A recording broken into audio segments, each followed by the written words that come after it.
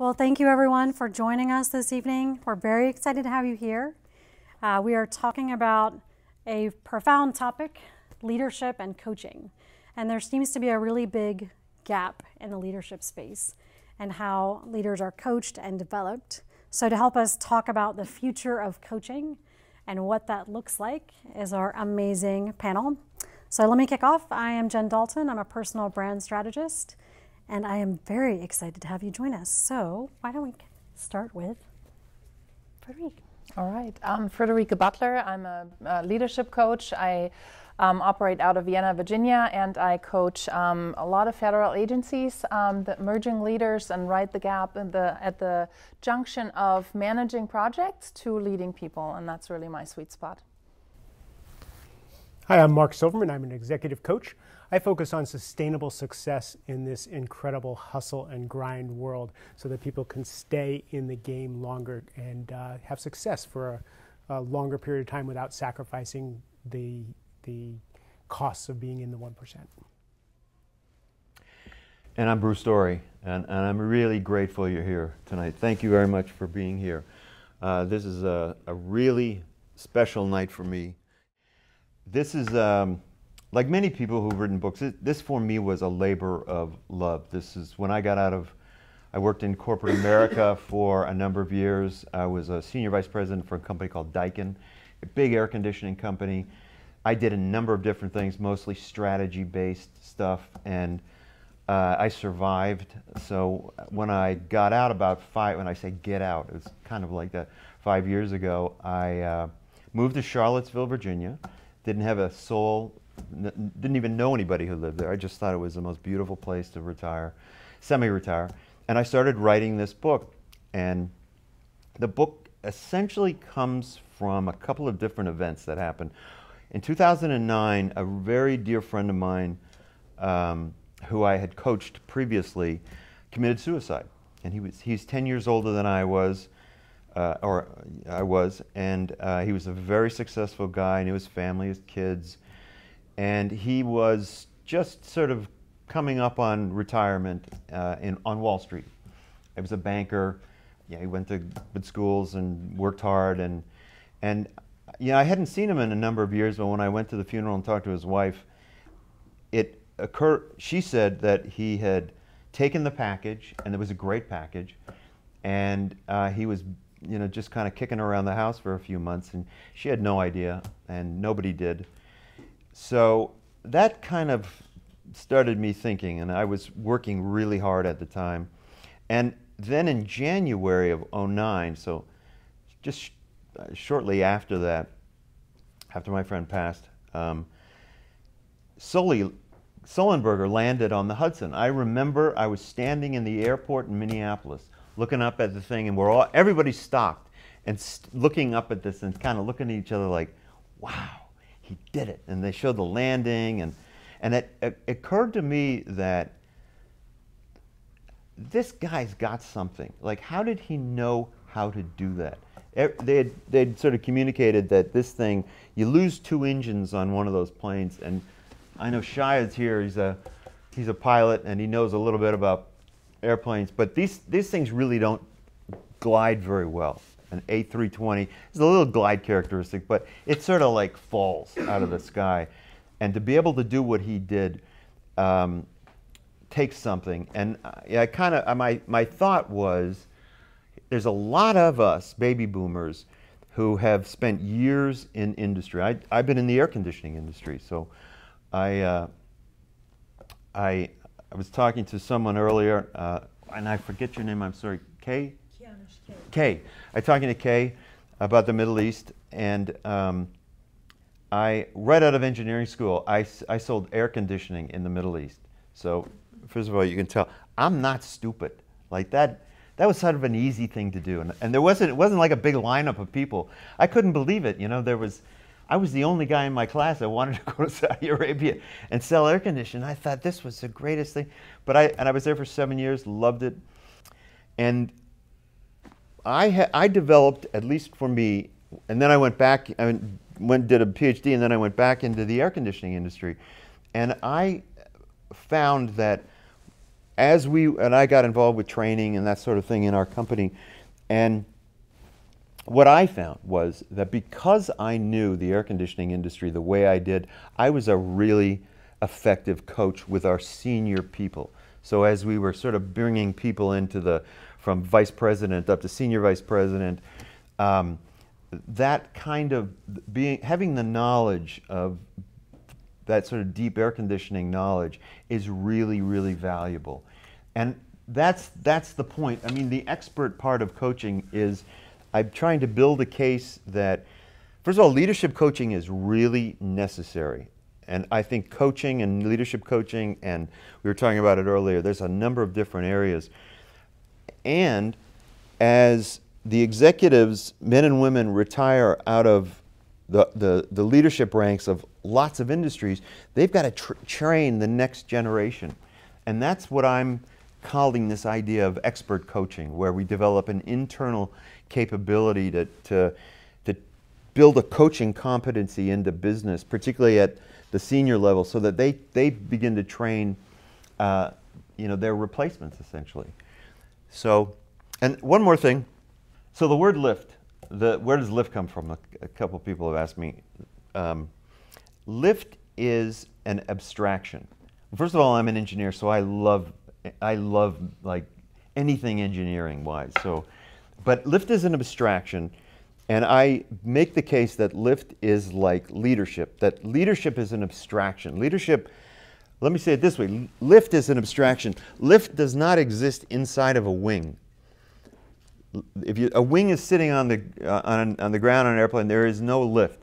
Lift exists, it emerges as the wing moves through the air. It's only in this interaction that lift emerges. And it emerges, and you got to be really awake and keeping your eye on all the levers and things like that to make sure you're maintaining lift. And leadership is, in my opinion, like that. That when we tried to tell people what leadership was in corporate America, the concepts of leadership weren't as valuable as actually having them do it and watching them do it, and then sort of mentoring them through the coaching process. So that's kind of the word lift and where this expert coaching comes from. So how's that? That was beautiful. Thank you. One of the reasons that we have this great panel is because everyone is coming at leadership coaching with different backgrounds, different areas of expertise. And Bruce talked about expert coaching. And I would love to get thoughts from Mark and from Frederica on what do you see in the coaching space? If there's a gap on expert coaching and how do we coach future leaders, what else is missing? So can I start with you, Frederica? What do you think is missing in the leadership or even in just how companies think about leadership? Well, so I see it from who gets promoted into the next leadership position and what are the gaps that materialize as they go about their new job. So I usually get called in when, in the government space, when a GS-14 or GS-15 is not quite living to their promise in their position, and the question becomes why. And what is the barrier to it? And a lot of times it really is that mindset going from I'm managing a project where I have deliverables to now I'm managing or leading people and I have to communicate in a different way. I have to let go. I have to be able to delegate. And that is a new skill that has not been practiced until now, or up until they get into that position. So they're really woefully underprepared unless they bring it with them naturally or they have done some professional development on their own. But they get promoted for technical skills, but then they're missing the people relationship building skills. And that's really where the big gap comes in and where coaching is invaluable in my experience. Absolutely. Mark, what are your thoughts? I'm going to echo that. Most of the people that I work with, that I coach, get promoted because they're so good at what they did before. A top sales guy will be put into sales management, and they're not prepared to go from the tactical to the strategic. So they know how to do things themselves. They don't know how to get other people to do the things that need to be done, so lead a team. And then you hear it quite a bit in, oh, these millennials, they're so entitled, they don't know what to do, it's really hard to get good people.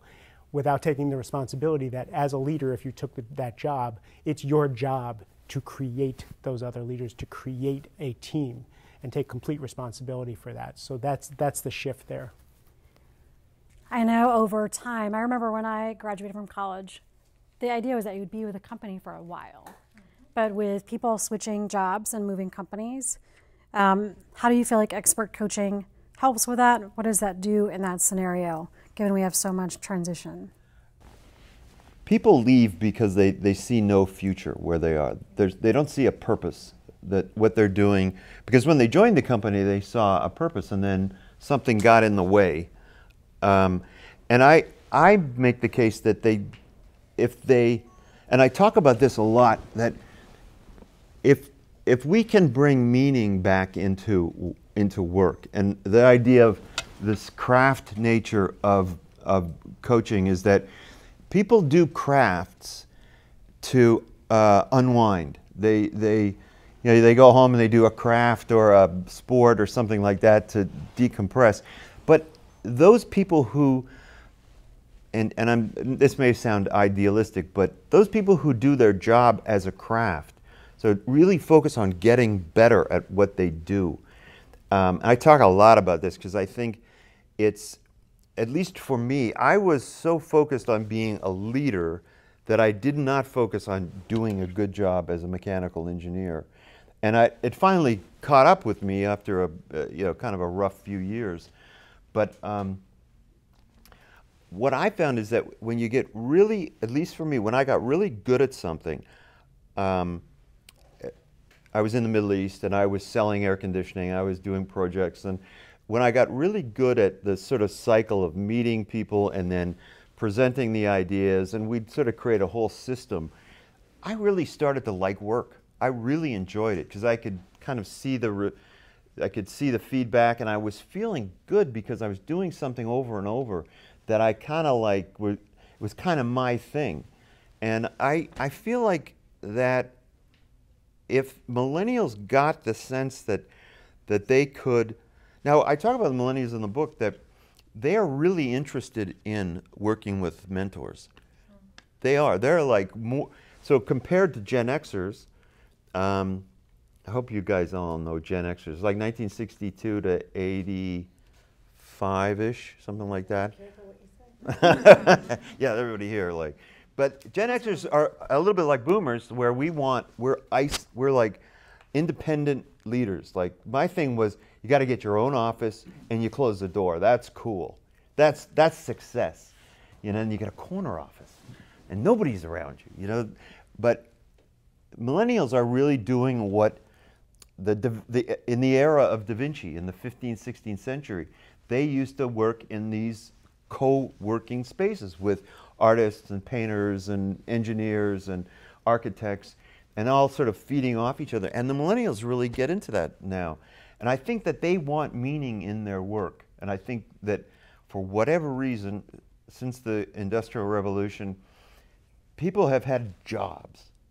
And I think my wish is that we kind of can move things into where people see their job as something they can be really good at and make it something they can be proud of, and that to me anyway is a virtuous circle, that the more you appreciate what you do, the better you get, the more you appreciate it. And then what I found is leadership begins to emerge. People want to follow you if you're good at what you do. They want to follow you. And that's not to say, leadership training isn't important, because I knew a bunch of engineers who were brilliant at kind of designing the structures and the buildings and stuff, but they were, if they could just get rid of all the people, they would be really happy.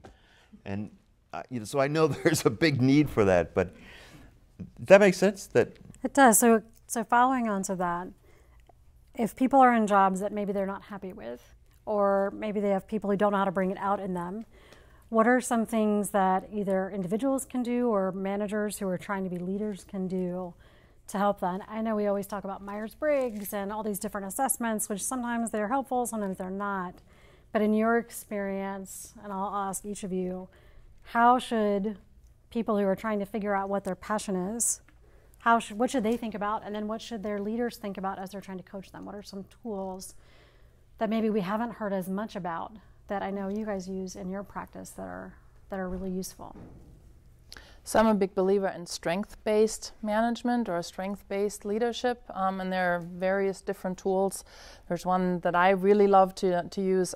It's around story typing, and it's based on Jungian's theory of 12 archetypes. Really, really versatile, cool. It sounds very playful in a corporate environment, but once people get the hang around it and they really figure out, who am I in the workplace as an individual? What are my strengths? Who am I relating well to? And where may I have to shift in order to get my message across so the other person can hear me? So it's very, very versatile. I love to use it. And to me, it's really the discovering the individual in the workplace and letting them be that individual, which especially for the millennials is helping them not just do a task, but find purpose and find relationships and have conversations around growth, have conversations around what comes next, and really have that part of everyday work. Can you speak a little bit to collaboration and how you see that show up? Because I do think, not to malign Gen X and baby boomers, I think we're collaborative. I know millennials are too, but I think we like talking to each other as well. But how do you see communication or the lack of people's communication skills? How does that show up? How are you addressing that as you work with teams? Because I know you do a lot of team coaching. So what does that look like? What are the challenges there? Well, the challenges is really that when you have the generational gap and you are the standard representative of your generation, we're all individuals and we're all different, right? But if you have the standard older manager, it's really the conversation a lot is around task and result, and not the purpose around it, and not really trying to mine for what else do you know and how else, what different perspective can we take. So the conversations really have to shift. And the younger generation, when they look a little bit beyond the gray and the wrinkles and things have always been done in a certain way, and they learn how to appreciate the depth of the knowledge and the depth of relationships that somebody who's been in the industry for 20, 30 years can bring with them, and that they can share and mine together, that's really a beautiful thing. But it's a conversation that people need to be open to on both ends. Leadership sounds so hard. Bark, I know you work a lot with senior executives. So as we think about leaders, what are some of the challenges you hear them speak about that they're facing, whether they're coaching a team or whether they themselves need coaching? Because it's awfully lonely at the top. That's kind of a huge thing. Leadership is lonely. When I talk to entrepreneurs who start to grow a business and they start to get away from the things that they love to do, and then they're running a business and leading a team, they all whine about having to grow the team and grow the skills and foster a team building. You're really good with words when I don't have words. You always finish my sentences. And I'm working with a financial services firm in Canada, and they're growing at almost like a tech startup at a meteoric rate. And part of the executive team were having some strife, and I was talking to the CEO, and he said, "Why can't they just grow up and take care of things?" And I said, "You're the leader, you're the CEO, you stepped into the role. You need to take responsibility for growing a company if you want that role. If you don't want that role, you can abdicate and just be the face of the company and let people figure things out. But if you want to grow a certain kind of company, you have to do the hard work," which also starts with self-leadership. Mm-hmm. So I work with my clients first and foremost to handle themselves. Handle their own emotions, handle their own beliefs and thoughts, their own shading on things, their own projections. And then once they handle themselves, now how do they go and talk to other people and bring them along into that? So self-leadership is a very important part of that. Where should a leader start? Like if you're an executive and you know that you need coaching, but you don't know what it looks like, how do you think people should find a coach? Because we have 3 different coaches up here, and there's lots of different coaches, but coach is an overused word. So how do people find the right coach for them, whatever level they are in an organization? What do you think? Well, I'd like to answer another question, which was because I like that trend. Can I just answer that? Talk a little bit about that, because I like what Mark said and what Frederique said, because I have a little different take on it with respect to the senior guys. And so just one of the things that I found. I went to Georgetown. A couple of people here went to the Georgetown program, and there was a little. And I loved the program, but there's a little bit of coaching is coaching, consulting is consulting. What we're doing in here is coaching, and fair enough. I like what I found, and I do consulting and coaching. So I really like what Frederique said. There's just basic skills that particularly teams aren't very good at, like managing a good meeting, managing an effective brief presentation, doing a presentation. So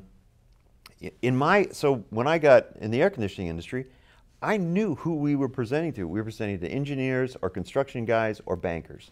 So we had different training for different, and that for me became really, really valuable. And I think, and then, working in Minnesota at the corporation, we'd promote people and then we wouldn't train them. And we'd expect them to run good meetings. And so the other thing that I found that, and again, I'm kind of a geeky engineer kind of guy, but there's an assessment called the Hogan Assessment. Hogan Assessments, Robert Hogan, really comprehensive. I'm not associated with them at all, but I think they're really great. And I'd encourage, I think getting one of the instruments. Hogan is unbelievably good. Leadership Circle is something else that I really like. I know Frederique does too, for the 360s. And these are things you take a weekend course, and you learn, and then you study it and kind of learn how to use it. And for me, it's a baseline. Is it the perfect baseline? No. But it's a baseline, where people are strong and where they're not so strong. And the thing I like about Hogan is that it says, okay, when people are having a good day, they're kind of like this. They're strong here, they're not so strong here. So, if you're self-aware, that's really valuable. But what I like is that it says, if you're having a bad day, and they use the acronym HALT. So if you're hungry, you're angry, you're lonely, you're tired, you're jet-lagged, you're going to get derailed. Something is going to press your button. And they talk about that too, that they say, if you present with these kind of, sort of characteristics, that you're probably going to get derailed with these things. So keep an eye out for that. So that was the only other, I think that's just one thing that I think's really, I like the Clifton Strength Finder stuff a lot. That's also, certainly at sort of junior middle level, that's a really powerful thing, because I remember when I did the first Clifton Strength Finders about 10 years ago, it was a mind-blowing thing. Like, I couldn't believe that's right. That's exactly how I think. I like doing that. And then kind of started tailoring what I did toward more of that and less of this. And I think that aspect of coaching is really valuable. So that, for me, the future of coaching lies in using tools like that. And those are two that I think are three that I think are terrific. And I talk about it in the book. So. I'd like to build on that for just a minute, and that I think this is where something bigger organizations or even teams really will have to shift, and that is not just to say, okay, your job title is, so therefore your tasks are that, but that you really look at the individual if you want to keep them with the organization for a long time and really invest in them as a professional and as a person, to say, okay, your strengths are clearly here. How can we, within the team, shift all of our job assignments, and how can we create the results that we want to create together so that each one of us can play to their strengths. It completely changes the work environment and how people show up and how they're invested in the job, and not just checking off the task list because that's part of my job description. Yeah. Why are leaders not doing that right now? Like, what is it that do you think that it's holding them back? Is it just they think they're supposed to do something and they're still in the task space? going from a doer to a leader? Like what are the top challenges? Maybe that, but the environment is so fast-paced. It takes time, it takes work, it takes reflection. So if I want to get to know my team, I have to get to know them as people. I can't just say I have one who is an editor and I have one who is, the project manager, and I have, 3 developers on my team. That's not enough. I need to know who is there, what do they like to do, what is, what gets them excited, and then employ them accordingly. And maybe that means taking some tasks off of one person and shifting them to another. And the results will be so much better, but it takes a lot of time at the beginning. Do you think people have no idea how much time it actually takes? Do you think it's just a surprise to them? Are they not trained for that, as you were saying earlier? I mean, do CEOs or senior folks not give their people enough time? Because I remember being in corporate America, you're always in meetings. Yeah. You don't have time because you're always in meetings. So how do people make time? And let's have less meetings. Or shorter meetings, right? To really say, hey, the meeting is here. Is it a task meeting? Is it a strategy meeting? Is it a relationship meeting? Yeah. To hit results, they have to hit numbers. So how do you solve that? It's making it a priority, because firefighting is no way to run a business. If people do it, and then weeks go by, and then years go by, and they never get upstream and take the time to fix whatever system, whatever's happening within the team, they never get a chance to do the assessments to see if the right team members are in the right place, because they're always 3 steps behind, or always feel like they're 3 steps behind, and don't see that the investment of getting upstream is worth the time. So change doesn't come unless the CEO says so.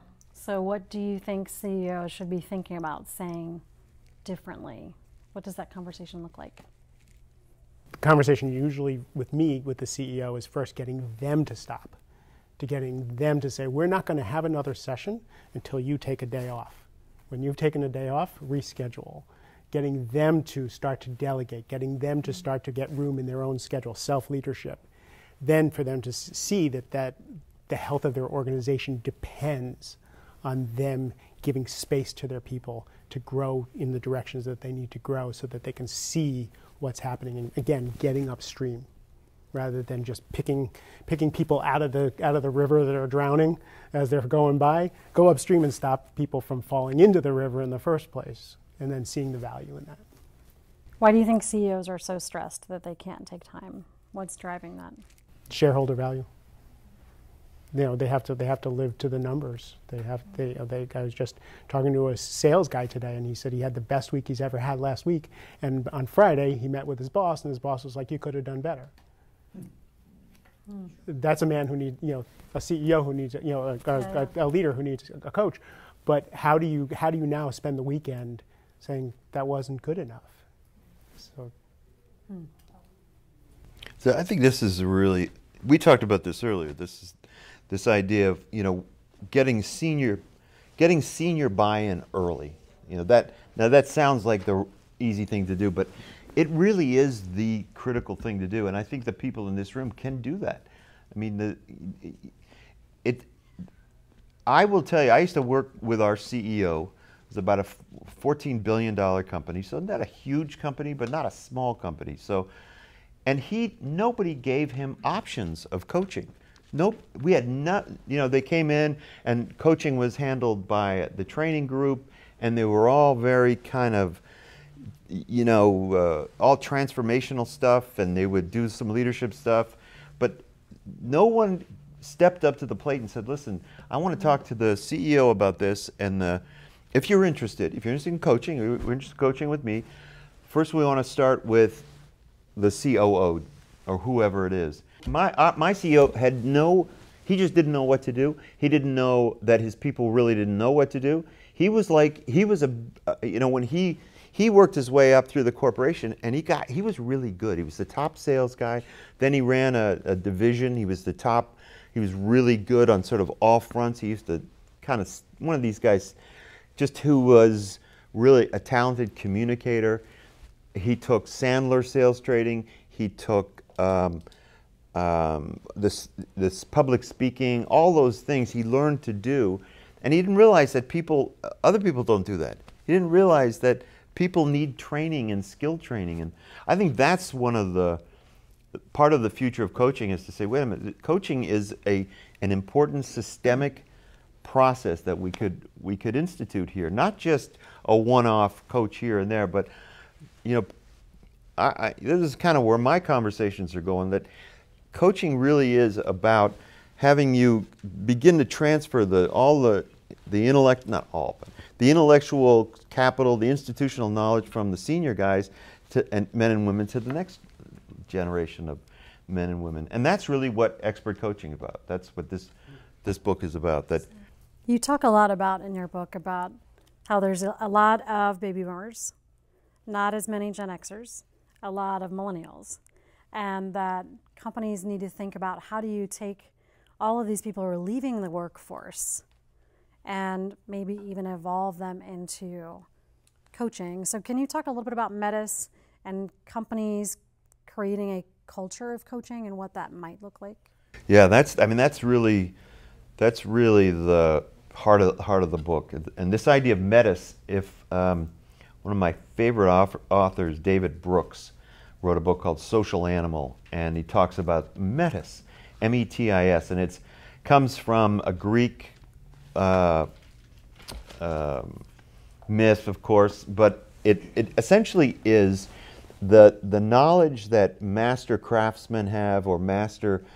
Interestingly enough, in the Iliad and the Odyssey, they write about a master ship captain who, in a really bad seas, he knows how, because he's done it so many times in so many different kinds of seas, he has what's called a metis, and it's the kind of the feel. It's beyond language. It's kind of like it exists outside of language because it has smell and taste and timing and reading other people and feedback.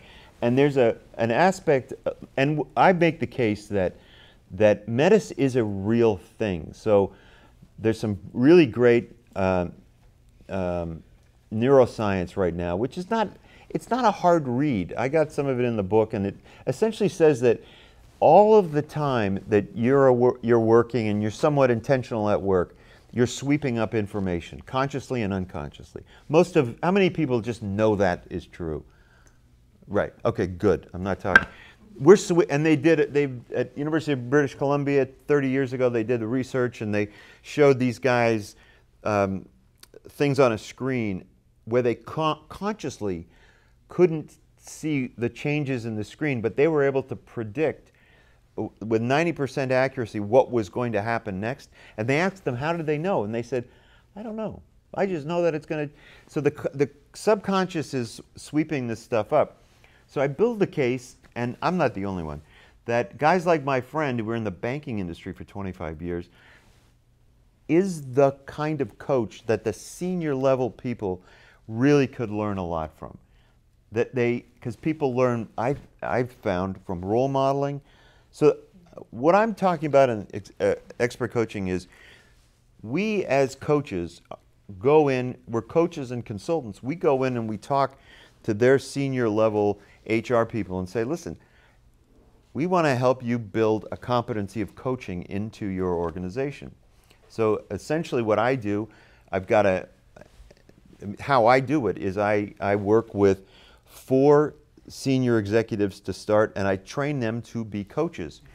And I train them to be coaches in a really simple way, not the Georgetown, that's really, really great, but in a very simple way, mostly around progress and mostly around some basic skills, and have them sort of get really interested in working with members of their team. So that's kind of my passion, that I think if we could, as somebody, I mean, it's kind of like the master apprentice model of old, that used to be that's what the master would do.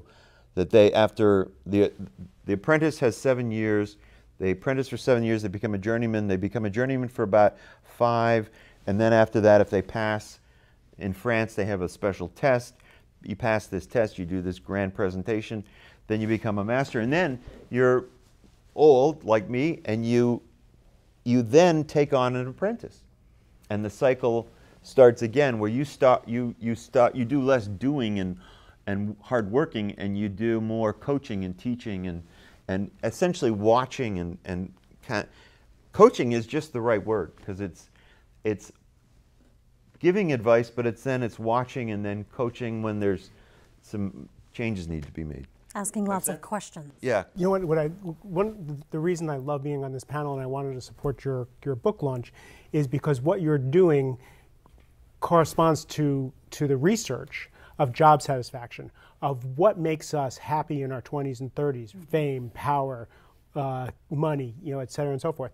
And people who make it into senior leadership, into their 40s and 50s, what makes us happy is very different. What makes us fulfilled, it's impact, it's legacy, it's relationship, it's what matters. So what you're teaching people when you go in and teach those senior leadership is how do they get job satisfaction in the back nine of their career, by transferring their knowledge, by worth, by legacy. So it's such a beautiful concept. And you coach a lot of CEOs, but you've also been in very high stress situations. So we have sort of the Georgetown coaching program you can go through, but I also think a lot of coaches go through the hard knocks of life school, right? And figure out, I can help others, which is a bit of the expert model, right? Helping executives be better performing people, not just robots chasing a dollar. Is that what that feels like? Is that how you see you've learned coaching? Can you talk a little bit about how you came to be where you're at and how your coaching fits in for executives? Because it's very one-to-one, whereas what Bruce is talking about is coaching a team and building a competency of coaching. And Federica, you go into companies like NASA and others where you're not necessarily an expert in building a space shuttle, but you are an expert at at communication and skills. So you each bring very different flavors of coaching. So how do you think of why you became an expert in coaching and why you coach resiliency? What happened to make that? I specifically became a coach because guys who look like me and Bruce are killing themselves. Men and women are in their 50s and 60s are killing themselves at ridiculous rates. And if they're not killing themselves actively, they're doing it passively with addictions and illness. So I am part of the 1% here in wonderful Tysons Corner, Virginia, and I see the costs of trying to make sure that we all drive BMWs, that we have the $1 million house, and to keep up appearances of that we have it all together and that we can sustain all this. And then I'm the guy who sits in the kitchen, who people come and talk to and say, this isn't as cool as it really looks. Yeah. And I start to see the cracks in the armor, and I saw the cracks in my own armor, lost my own marriage, lost my own health, just being a round peg in a square hole. Not knowing how to stop. I liked my Lexus convertible, right? I like Hugo Boss. I like being able to spend money on stuff.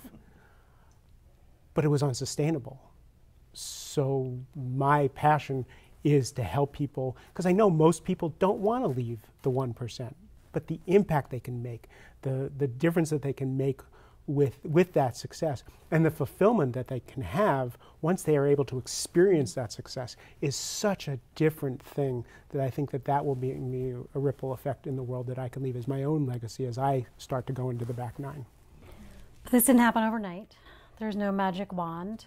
It sounds like you're talking a lot more about transformation, which we've talked about in the past. Can you speak to that? What is transformation? How does that show up? We kind of use that word a little bit loosely, but what does that look like? Okay, after I talk, I want you to go to Federica because she has that beautiful butterfly. She does have a beautiful analogy. I love that. I'll go to her. So for me, the difference between incremental changes, improving, getting a little stronger, getting a little better at a skill, and I teach, you only have to improve 1% at a time to have a big change over time in your trajectory. But the difference in transformation is where you're just not the same person. The person who walked in the door is not the person who walks out the door. So I'll call mine my flavor of, at the risk of making Bruce cringe, transformational coaching, because I want my people to be completely different than when they walked in, to have to live in a different world than the world that they walked into my office with. And that'll happen in one session. Otherwise, I consider myself a failure. If their world hasn't shifted, then it's not worth it for me. Yeah, so that's what I consider the difference between change and transformation. But Frederica does it so much more beautifully. Frederica, no pressure now that you've been built up to this. Well, to me, transformation is really hard, and to look at coaching clients, not every coaching client is ready for it, and not every coaching client is really truly coachable, because you would need to have to do the really hard work. And when I talk about really hard work, I mean so my analogy is the butterfly. So you have the little caterpillar, and in order for the caterpillar to turn into the butterfly, it has to put itself in the cocoon and literally liquefy, meaning giving completely up the form that it used to be, completely rearranging everything in that cocoon. And if you would break it open in the middle of the transformation process, there would be nothing, and nothing viable to live. So it's scary. And not everybody is. Sometimes it's life that teaches you that, and life puts you really through the ringer, and you come out a different person in the end. Sometimes that can be helped with coaching, but it's a lot of reflection and digging deep. Not everybody wants to go there. Not everybody can go there. So it's really, not everybody can be transformed when they're not ready. So. But you can, so that's the transformational coaching end of it. At the same time, so I'm a very practical coach. I love transformation when it happens, but I'm also very results focused. You can always teach people. You can always consult with people. So there's some practical tools that I as a coach can pass along, so that even if that person that I'm working with is not ready to do that transformational journey, there will be very practical tools that you can pick up, that you can practice, where you can look for results and different behavior at the end that still will be beneficial. It just won't be the caterpillar to the butterfly. Well, I still think the expert coaching is similar. It's just over time, right? Michael Jordan became Michael Jordan after practice and then practice and practice and practice and practice and repetition. So whether it's transformational internal self-reflection or just skills where you're becoming master. Michael Jordan became Michael Jordan by going into the Chrysalis and realizing in the third part of his career that he can't do it the way he used to do it. His body's not going to sustain it. The league is not going to sustain it. That he needed the team in order to be able to win those last 3 championships. He needed to be a different player. So he did go into the Chrysalis and come out doing something completely different than when he went in. Do you think he went from a doer to a leader? Because I look at the Capitals with Ovechkin this past year when they won the Stanley Cup. It was a very different experience, right? He was happier and having more joy in just playing the game. He was reinforcing every team player, like cheering them on, and it was not about him, it was about everybody else. That's exactly right. And he would pass the puck to a new player, and you're like, oh my God, what are you doing? But then they would win, right? He would give other people space to also be successful. So you're saying Michael Jordan, similar approach, went from a doer to a leader by letting go, letting people be their best version, not having to be the person in front.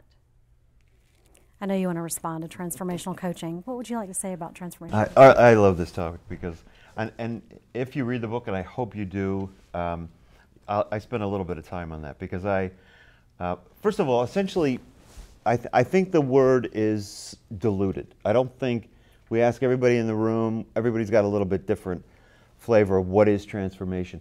Here's the rub for me, that transformation is not something for nothing. In other words, we used to, at Daikin, we would hire these consultants, and they were transformational consultants, and we would have these meetings, and they would sit and talk to the team, and we're looking at each other like, but what do you do? Like, what is transformation? Well, we have conversations. All right. What happens?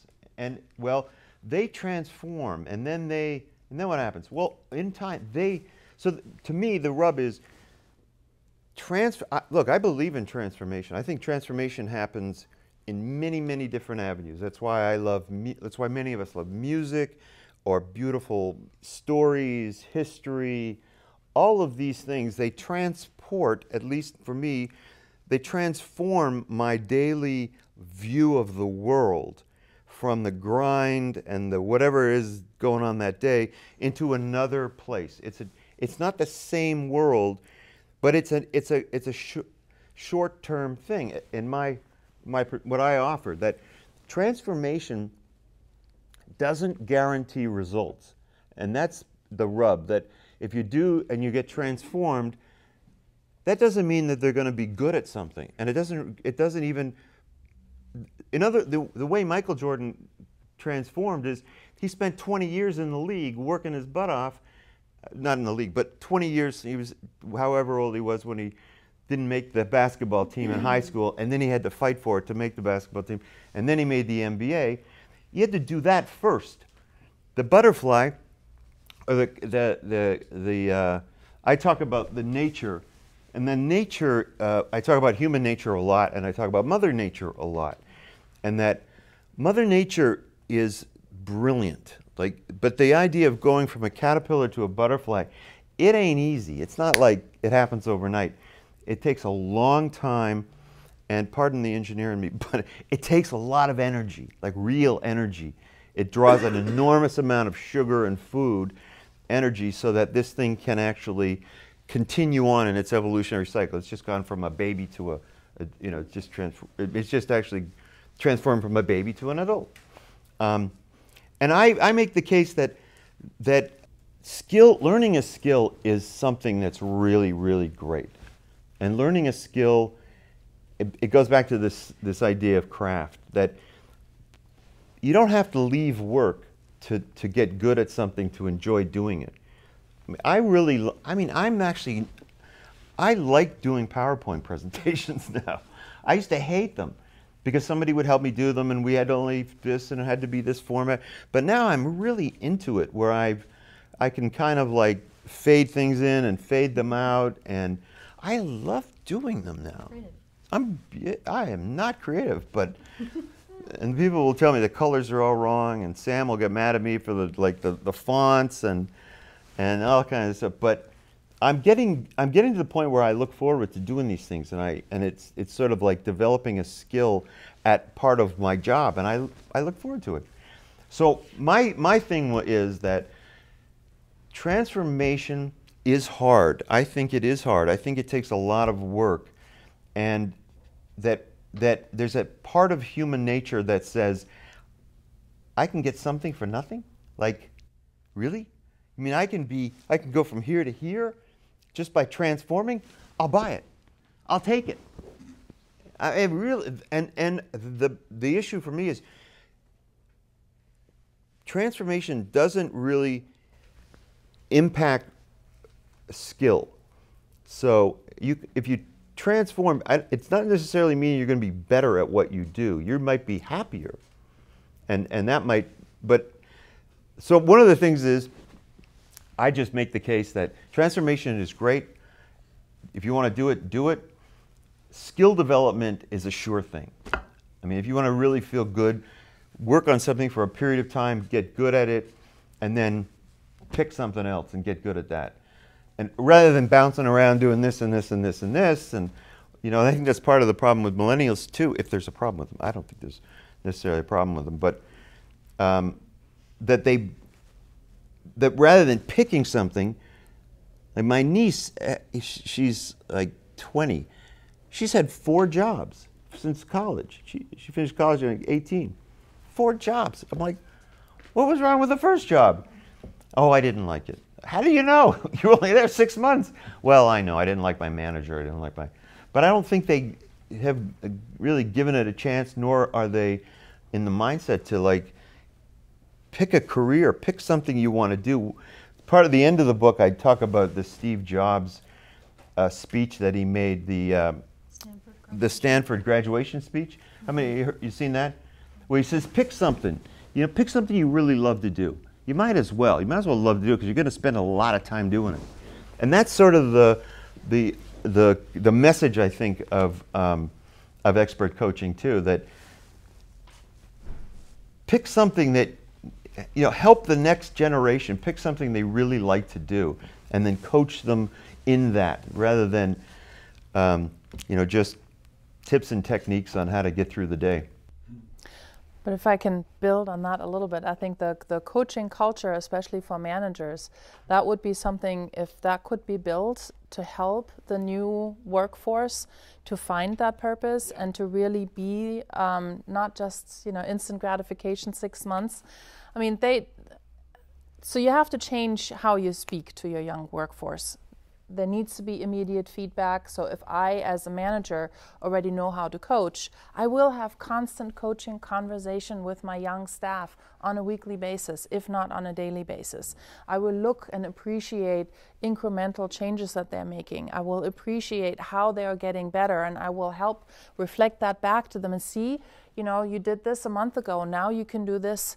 And there is more mileage to come. So if I can instill that in them and help them find where they can sink their teeth in and get that appreciation for themselves and to turn from a beginner into somebody who can, is on the way to mastery, I think that would be a huge shift for organizations. So coaching conversations, absolutely. So you think managers, what I heard you say, because I remember writing reviews once a year, what I heard you say was, move away from that and move to real-time feedback. Not that you shouldn't hold them accountable, you should, but the feedback needs to be more often, not just once a year.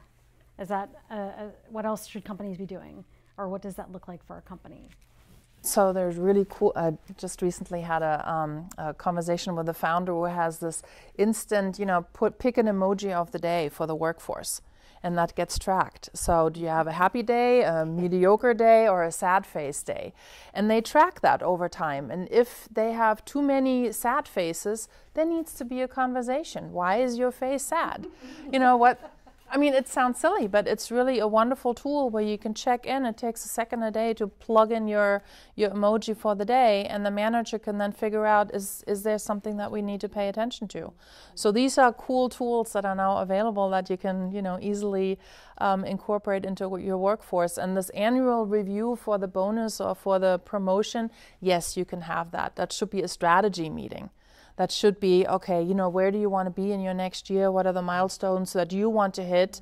How do we get you there? That's a big meeting that you should have. But how am I doing on my job? What can I do differently or better?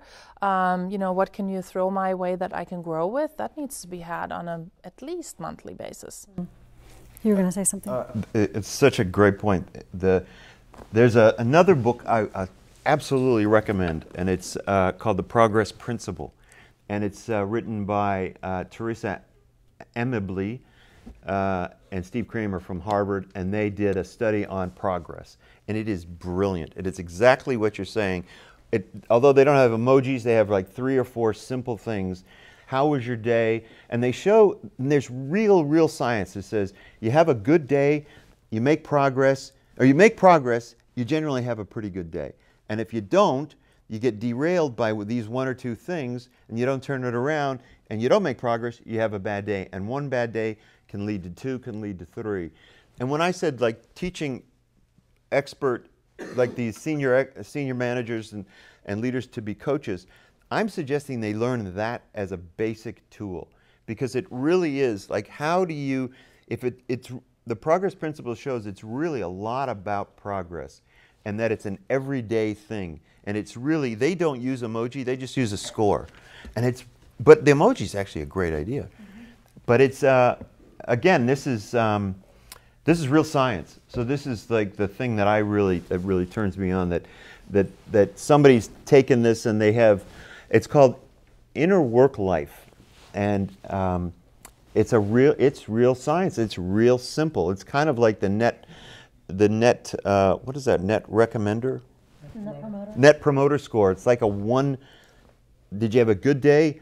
Did you make progress? And when people make progress and they're encouraged to make progress, and this is where the expert comes in, experts can sometimes just say, I wouldn't do it that way. Why don't you try this? Rather than a deep coaching conversation, which may or may not be appropriate. But the more you get to work with somebody, the more you'll know that it's appropriate or not to really dig into some mindset issue versus, hey, you should use your right hand if you're right-handed, or something like that. Silly. But so I would love to open it up to questions from the audience. We've talked about a lot of different things. Anybody have a question for anyone on the panel about the future of coaching?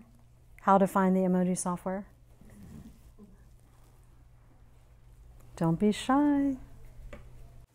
So I have a question, and it's kind of for Bruce. Okay. So is the point of transformation, in your opinion, to be good?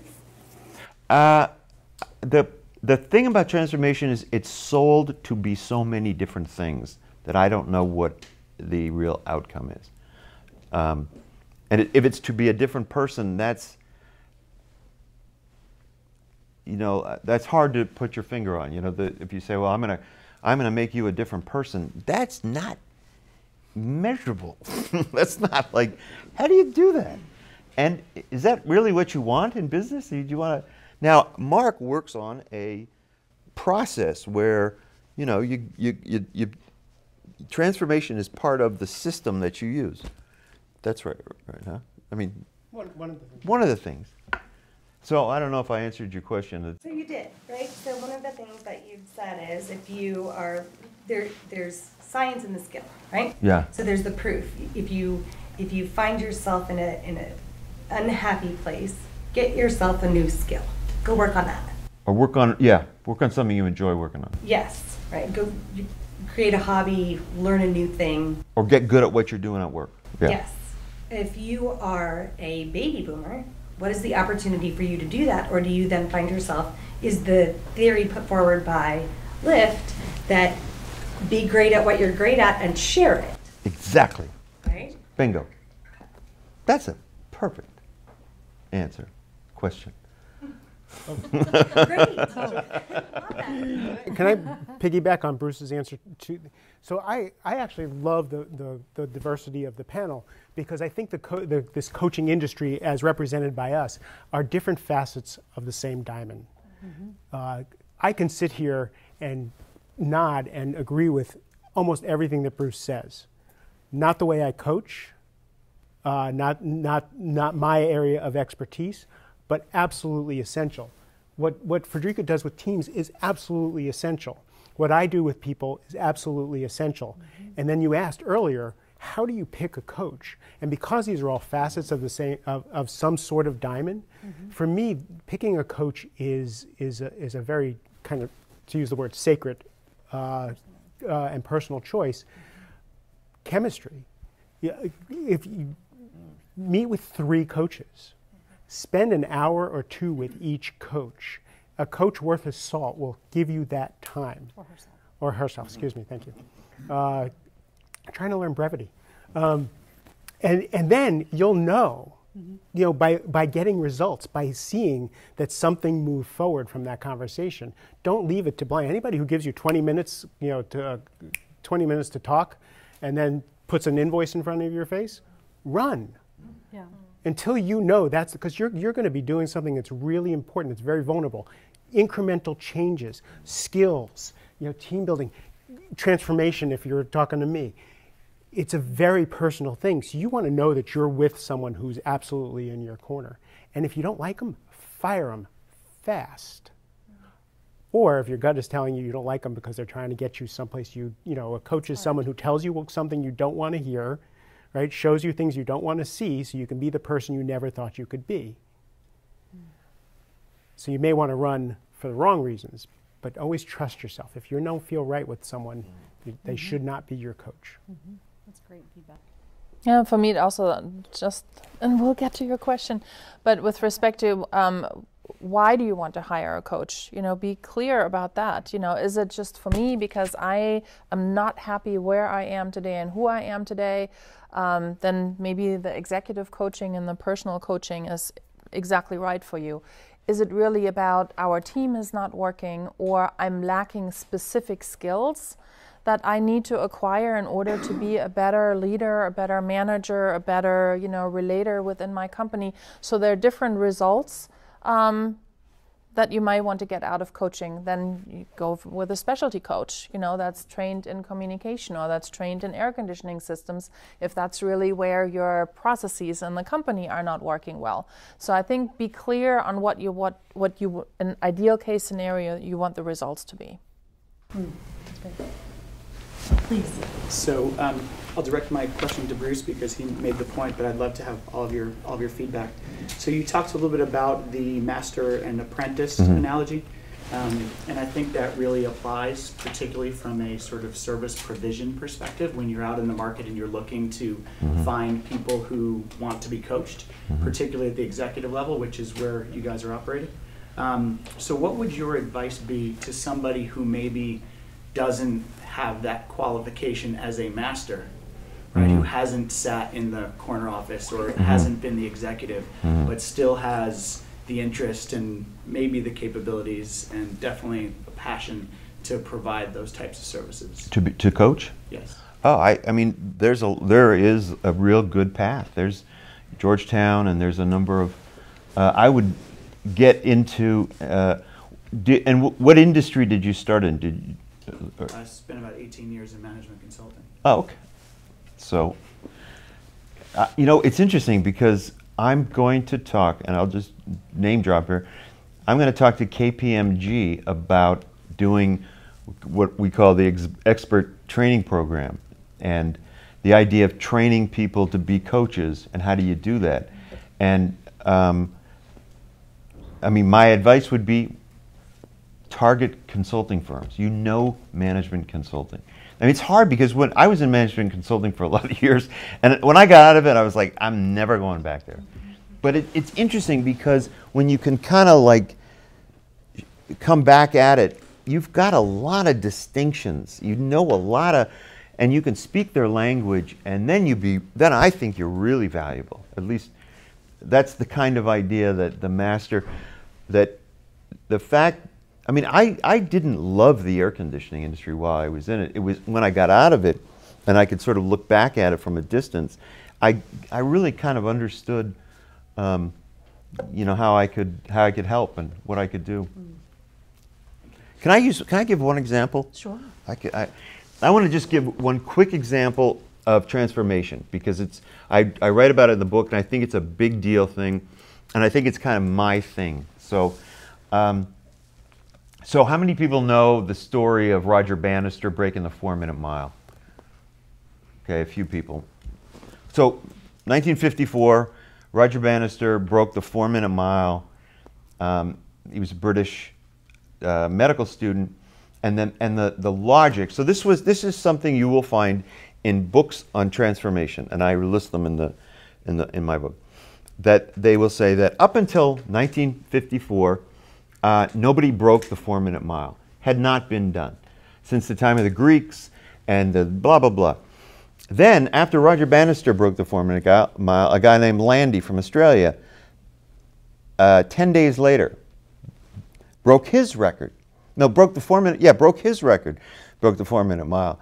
So, and then about 3 months later, they went to the Olympics in Victoria, British Columbia, broke it again. So the literature came out and said, the mindset, as soon as you break that mindset, and they used the word transformation. This is one of the first uses of transformational consulting that came out of California in the 1970s. And they would use this idea. They said that once you transform the mind and people realized they could run a sub 4-minute mile, they did. So the calculus is change the mindset, improve the result. So I used to say this to clients. I mean, I did. I'd say, you know, it's like the 4-minute mile. If you think you can do it, and then, but it didn't really work for me. And I would talk about it at Daikin and McQuay, and it didn't work. So what I did was I did a regression analysis, which is just a fancy word for comparing data points for 150 years. And I took a look at and said, well, look, if something really big happened, it's going to show up on a regression. But guess what? Nothing happened. It's a straight line. In other words, breaking the 4-minute mile was no different than breaking the 4.5-minute mile or the 3.8-minute mile. And it does not mean it doesn't inspire people. It just means that that mental transformation that people sold, and this is where I have the rub, that if you sell it as producing a result, that's not proven. I mean, and if you try to prove it with 4-minute mile, it ain't so. So transformation has a place. It is a awesome thing. It exists in a lot of different things. Game of Thrones is transformational to me. It's a transformational. I watch that on a couch on Sunday morning. I am transformed. I have the best day. I'm thinking about the mountains, and man, it's just like, and then I go back to work on Monday. But transformation is a great thing, but it's not, it doesn't equal results all of the time. It does equal perhaps a release of something, but then you get into psychology where I'm not a psychologist, so anyway, I wanted to talk about the 4-minute mile because I spent years on that. Well, and you're just saying the trend was that it would have happened anyways. It just so happened that right after it got faster and faster and faster and happened more quickly versus it took time, but it felt like a big deal. Yeah. Like when Russia going into space, that felt like, or landing on the moon, that felt like, wow, we can do this now. Right. Even though it was already sort of in progression. To your point, doesn't mean it's not inspirational, but. And one of the things I do in the book too is I talk about, anybody familiar with a book called Thinking Fast and Slow? Yeah. Daniel Kahneman? Yeah, great book. So I make the case that those things are really, those human biases are really, really important. And I show how the human biases essentially magnified what Bannister did and why people really glommed onto this idea and why it as a myth has lasted for 50 years. Because in some, I mean, literally, go on the Google 4-minute mile, 4-minute mile transformation consulting. You'll get 1 million companies. It's amazing, and they all, you read them and they say, well, Roger Bannister did this, and I'm hoping there'll be a link to my page someday. Yeah. I hope so. I'd love to take a little bit of a stab to answer your question, because I come from a little bit of a different perspective. Because maybe you did 18 years of management consulting and you're so glad that you're finally out of it. I don't know what your story is, but there's probably something that you're really passionate about. And if you take that as the cornerstone, and you then say, okay, maybe I'm passionate, but I'm still a beginner, and then add the mastery to it, that's something that you can coach. I talked to Kevin in the room. He's a dad coach. I absolutely love that. So you can never be a master in dadding or parenting, right? But you can be super passionate about, and you can have such a genuine appreciation for what you do that you can say, I can pass that genuine appreciation on to others and help them become better. I don't have to be, award-winning in that particular arena. But the genuine appreciation needs to be present, and your willingness to always become better and always stay ahead of the curve of where your clients are. I think that's the key. So my question is for Frederica, since you work with teams, how do you get them from being independent to being interdependent? That's where a lot of personal work has to take place, and people need to be able to share. Otherwise, you're always going to do just task distribution and checking boxes and results. So if you really want to have the collaboration, the innovation, the risk-taking of sharing a crazy idea that somebody else may say, oh my gosh, we've A, never done that before, B, it can't be done, and C, what are you thinking? If you don't have that safety in your team to be able to speak something crazy out loud, you don't have team. You have a group of people trying to do something together and check tasks. So it's a lot of work, it's team building, it's honest conversations, it's being clear on what do we want to produce together. Are we all passionate about this and going about it from different perspectives, and how can we come together? No fast and easy check-off list. Yeah, I'm really intrigued about the expert coaching. And I think if I've captured the understanding of it, it's kind of, you take your expertise and then you blend some mentoring, consulting, and coaching together. But it seems to me it's a situational use of of coaching. And I appreciate the other areas of coaching that we're all exploring right now. We've got a leadership development program going on right now where we're specifically trying to grow the next generation of senior leaders, and it seems to me a terrific fit for using expert coaching if we grow the right experts or get them involved in it. Just your thoughts on it. Why don't you tell them a little bit about what you do? And well, I work for the Department of Defense and Defense Logistics Agency, and we're in the throes right now of growing our own internal coaching program, so that's part of it. But hearing the expert coaching aspect of it, and the intention is that it's the middle management that we're going to be working with. There's a great fit right here if we can get the right folks to sign up to be our internal coaches. I mean, there's great application for the other coaching skill sets that are out there as well, but that just appears to be a really good fit. So just your thoughts on the situational aspect of expert coaching. I think it's essential. It's when I first met Bruce and I learned about the concept, again, what he talked about at the beginning, where there's the difference between coaching and consulting for someone who's coming outside of an organization. My coach actually, I came from the IT industry. I was a high-tech sales guy. I've sold $100 million worth of stuff. I have some expertise. But then I was trained as a coach, and I should never give my opinion. I should never tell anybody what to do. I should never. And he's, why are you working with one hand tied behind your back? You have all this experience that you could bring to people.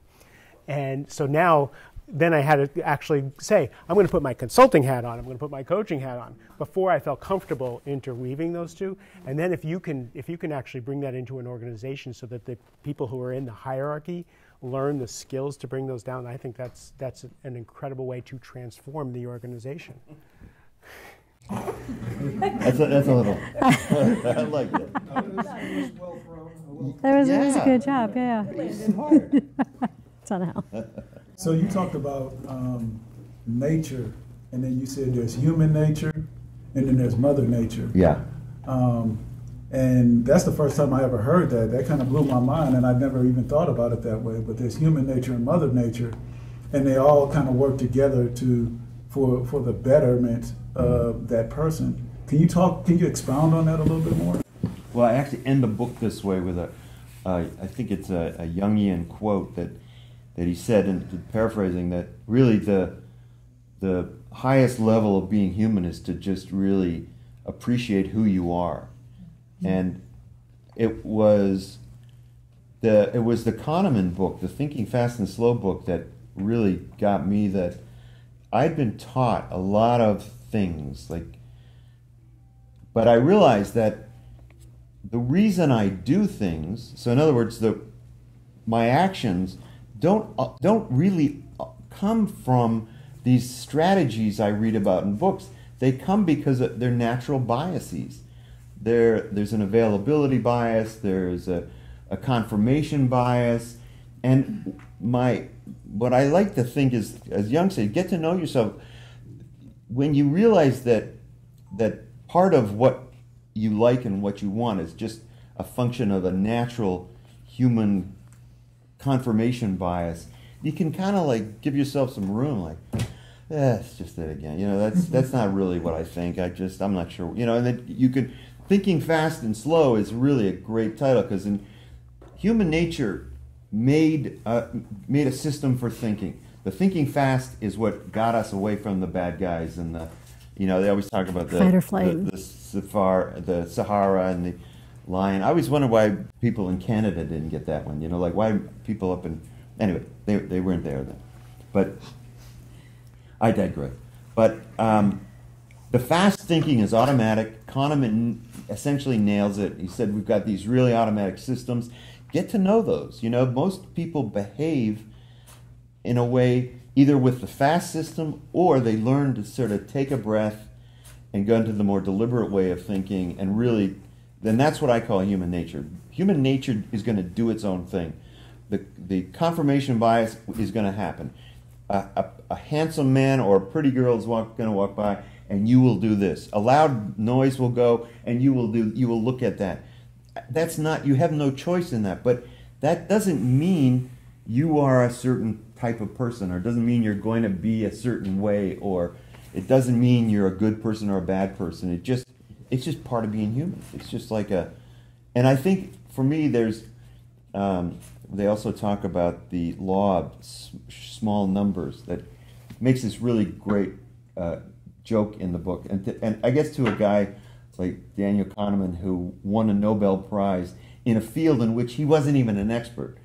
So he said that he thought it was the funniest thing when he found out that basically in psychology, human beings are machines that jump to a conclusion. They jump to a conclusion. That's take a little bit of data, take 4 years of data from the 4 minute mile. Wow, he went from here, he broke it, wow. And then expand that or project that. That's how many of us live, that take a few pieces of data. She's a nice person. She's great. I'm going to work with that company forever. I am never going to call them back. They have the worst customer service. How many times did you talk to them? Twice. But and again, that's part of human nature. It just doesn't mean anything about us. It's just going to do its own thing. And I got so much freedom in like, human nature is designed to make me do those things, and okay, and then got to let myself just get back to what I'm interested in doing and what I'm committed to, and usually more about a relationship and progress and something. So that. Yeah, no, that answered it perfectly. All right, Thank you. So I'll take one last question, Kate. Yeah, I was just wondering, do you use any assessment tools for your progress as a coach or for your coaches, except the Hogan or EQI 360? Or is it just subjective by their report? Well, I use Hogan, but actually not necessarily for me. That's a great point. Mm-hmm. I have But you've a coach. taken Hogan. I've taken Hogan, Yeah. and I have a Hogan a person assigned to me, and I get coaching through that, but not as I think it's a great idea. I don't really. But You're you- talking about an assessment tool for the client? For the measurement of your progress. Like As a look at coach? Yeah, as a coach. So Oh, good question. Yeah. with your clients. So, or it's just subjective to what they report, that how effective the coaching. You mean if a client took a Hogan assessment and then became better through coaching, if their assessment's different at the end? Because some tests will tell you nothing changes over time. But a lot of times if you take an assessment, it does change over time. So do you see changes in any of your assessments? Like, do you use them point in time besides the 360, which I know would be different if you were capturing feedback, of course?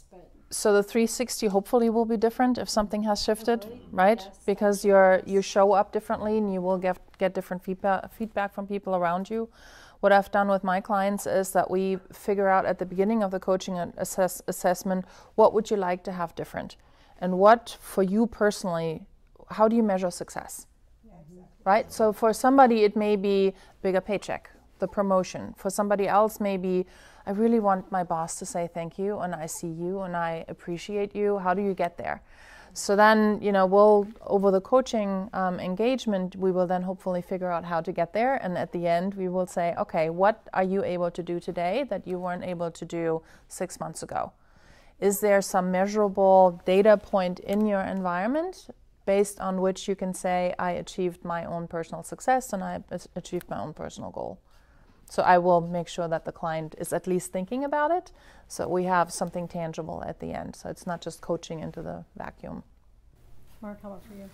For me, for my corporate clients, there's a coaching objectives agreement, which, like Frederica said, which is, we're going to work on these 3 behaviors when we want to see a result at the end of 90 days or 180 days.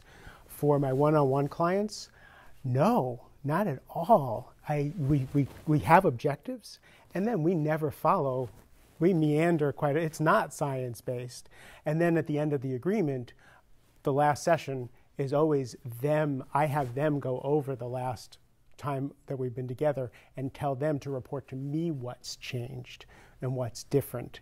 And then, because it's interesting, I never let anybody re-sign up with me. If I do a 6-month or a year agreement with someone and they say, I'd like to re-sign up, I slow them down. I said, no, we won't have that conversation. I actually have them go over the time. What did you improve? Where are you? Now we start a whole other conversation, a completely separate conversation. So what is it, as if it was the first time we ever met? So what is it you want to accomplish? So now that you're in this space, where do you want to go? But I have not been able to figure out how to assess my one-on-one clients that don't have a corporate structure. So it's a good question. If they sign up again, I think that's a well, she, when she said, how do I rate myself? My income. Do I have a full roster of clients? Do I have a waiting list?